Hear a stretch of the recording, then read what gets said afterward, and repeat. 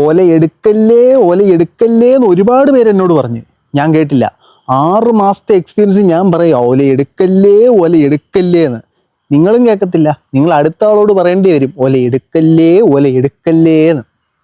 വണ്ടിക്ക് പ്രശ്നമൊന്നുമില്ല, വണ്ടി നല്ല അടിപൊളിയാണ്. പക്ഷേ ഇവന്മാരുടെ കുറേ സ്റ്റാഫ് പെരും കള്ളന്മാരാണ്.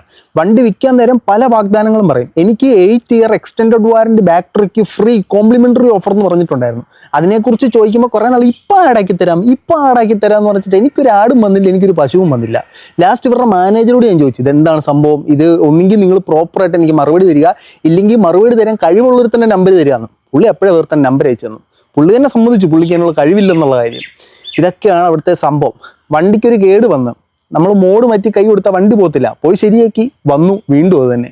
അത്രയ്ക്ക് പണിയറിയാവുന്ന സ്റ്റാഫാണ് അവിടുത്തെ സർവീസിനെ ഒരുപാട് പൊക്കിയ ഒരാൾ എൻ്റെ കമൻറ്റ് ബോക്സിൽ പറഞ്ഞായിരുന്നു. സൂപ്പറാ, നൈസാ.